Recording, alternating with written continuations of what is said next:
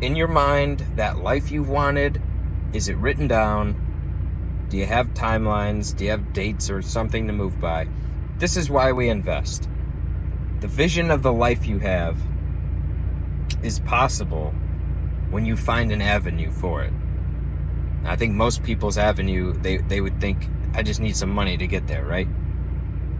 Build the road. So vision is the only thing that keeps you from foregoing purchases in the current, right? You have to have discipline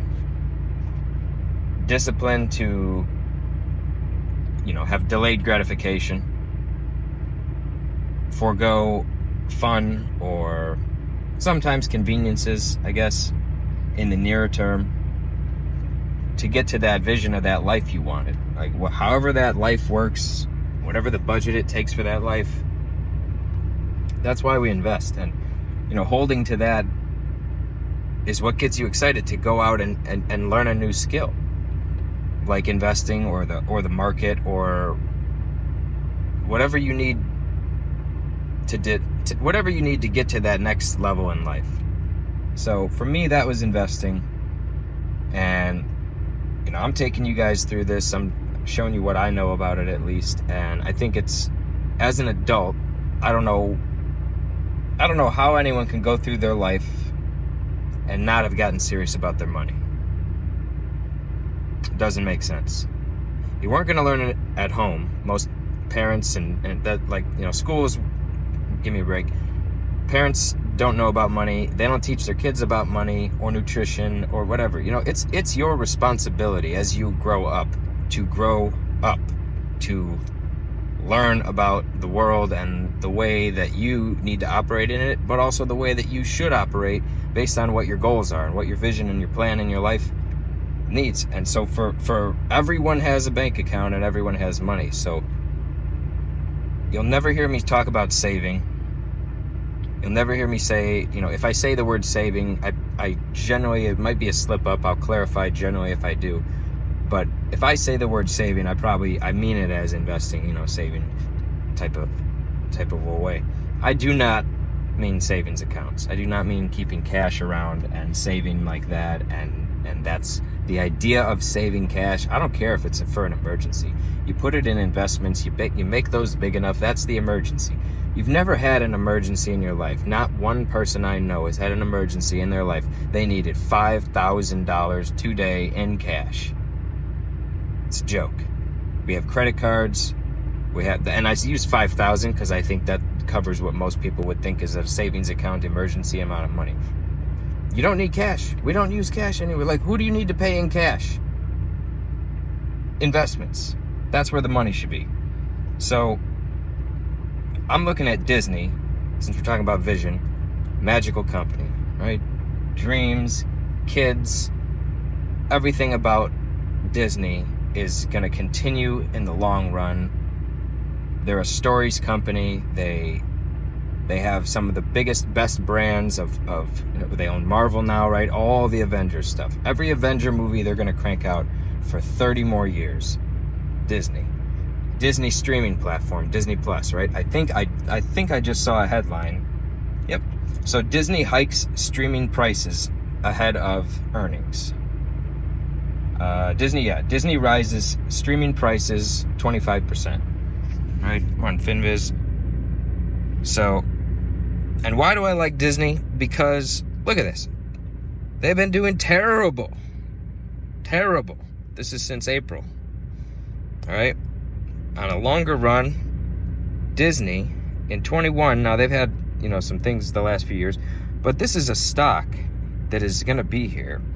And you're talking about they do not pay an impressive dividend right now. We're looking at a 75-cent per share dividend, low yield. But when we're looking at those blue chips, like I was saying in other videos, that is the type of company that is, to use some phrase, like good as gold, right?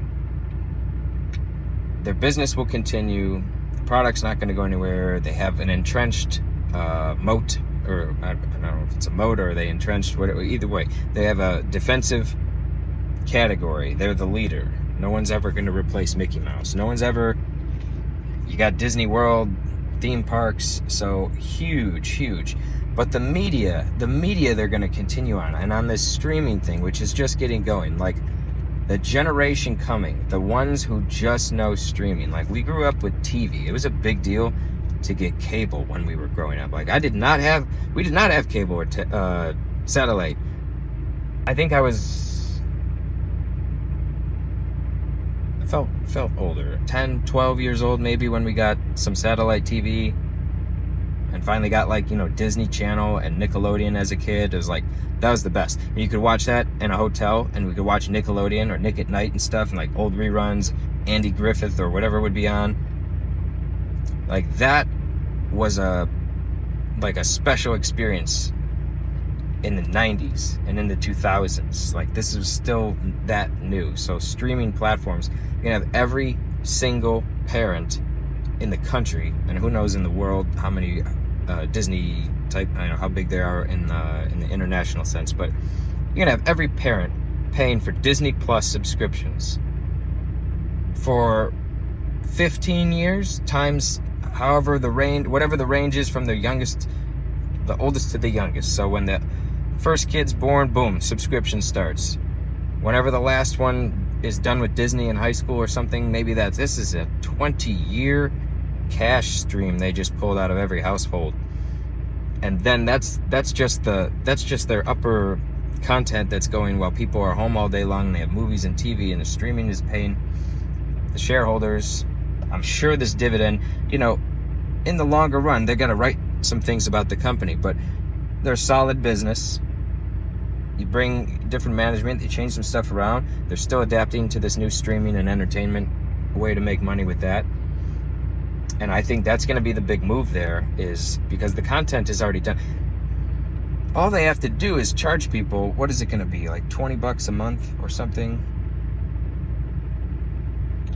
All they have to do is charge people for stuff they've already done. They've already shot the movies. The Cinderella and Beauty and the Beast, the Avengers movies, like I mentioned, these are done with.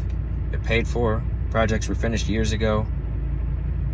They keep making money off of those movies. And the streaming is one of those revenue streams now. And that is a growing thing. Netflix has been dethroned. They were king. They got to reign the streaming wars or platform. They were the number one for, you know, over 10 years because they were first and they did it right. Everyone's caught on now, and I don't think every platform is going to pull everyone into their subscription. Fox and Paramount and everyone wants Stars wants you $5 a month. That's not going to be what people do, but they will buy the Apple Plus, like the Apple TV subscriptions. And they will buy this Disney one because that's the biggest surety you can get. Disney and movies and kids, and the idea of like that they can sit and watch safe kid-friendly content. Beautiful business. Long play here. I bet this dividend in, you know, when you buy this company today, they're an $165 billion company, and they touch everything: merchandise, media. They have a theme park. They brand the clothing. They you know, lunch.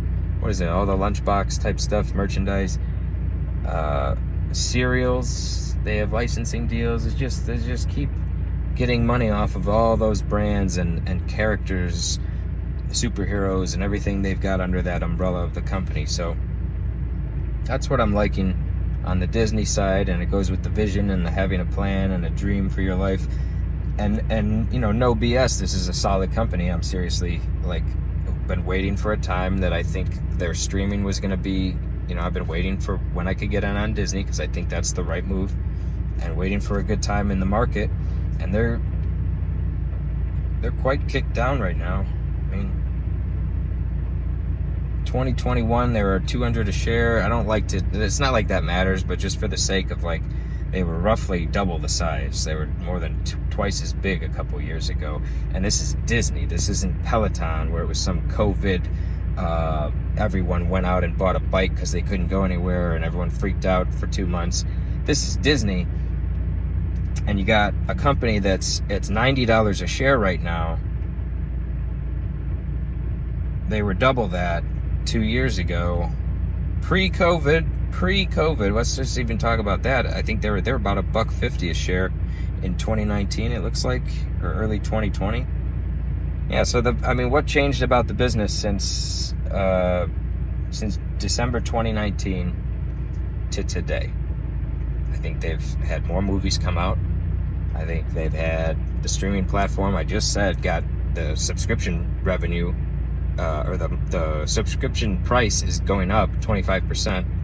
So now they're gonna raise the money. Boom! They just made 25% more. How do you tell all your clients that their invoice just went up $25 or 25%?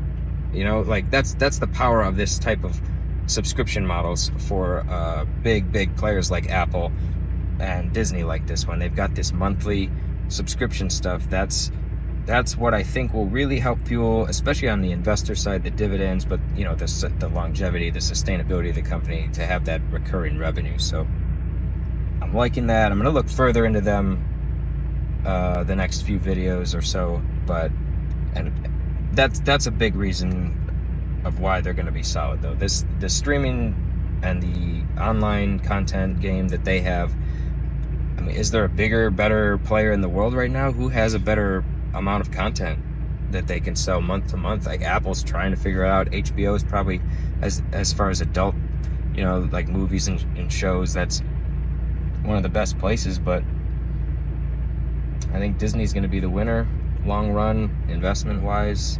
Keep looking at that. Talk to you later.